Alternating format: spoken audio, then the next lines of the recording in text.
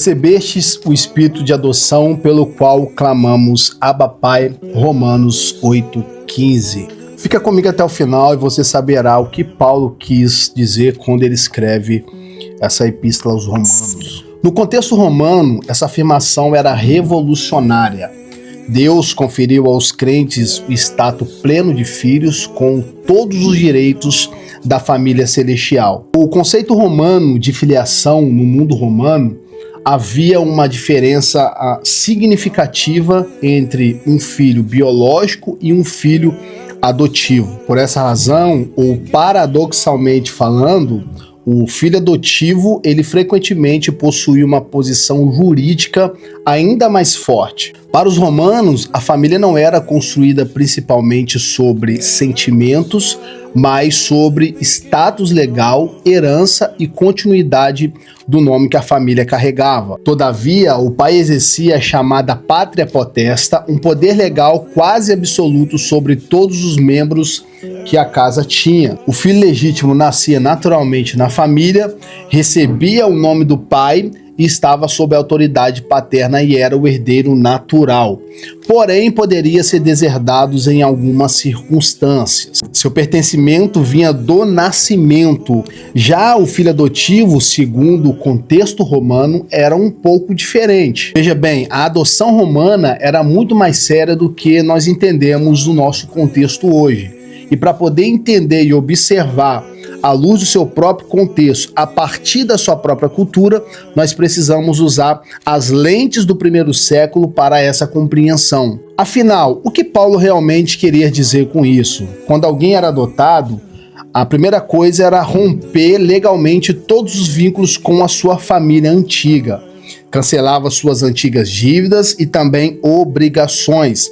Além do mais, recebia um novo nome e passava a ter todos os direitos da família nova. O filho tornava-se herdeiro legítimo e não podia ser tratado como um filho de segunda categoria. Legalmente, o filho adotivo era considerado exatamente igual ao filho natural. Partindo desses pressupostos, é coerente dizer que em muitas adoções acontecia porque um homem era rico e ele não tinha herdeiros. Então ele escolhia cuidadosamente alguém digno para poder continuar o seu legado. Por isso, um filho adotivo era frequentemente visto como alguém escolhido, enquanto o filho biológico apenas havia nascido naquela própria família. Um exemplo disso foi o romano Augustus.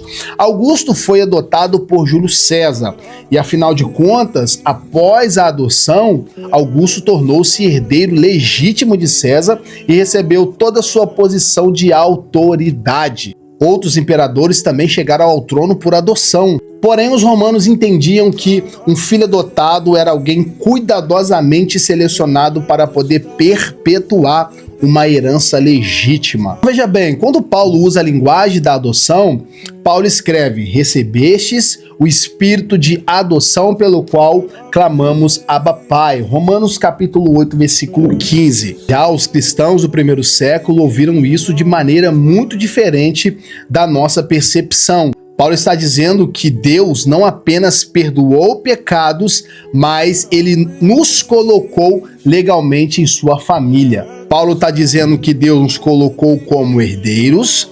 Paulo está dizendo que ele nos deu um novo nome e Paulo está dizendo que ele nos concedeu direto acesso ao Pai. Paulo mostra que em Cristo ele garantiu herança futura e por essa razão Paulo aparece explorar exatamente essa ideia em Romanos capítulo 8. Os primeiros cristãos provavelmente ouviram a palavra adoção como uma honra extraordinária. No pensamento romano, um filho adotivo não era apenas alguém rejeitado que encontrou abrigo. Na verdade, era alguém que foi cuidadosamente escolhido para poder receber um novo nome, uma herança e também um futuro.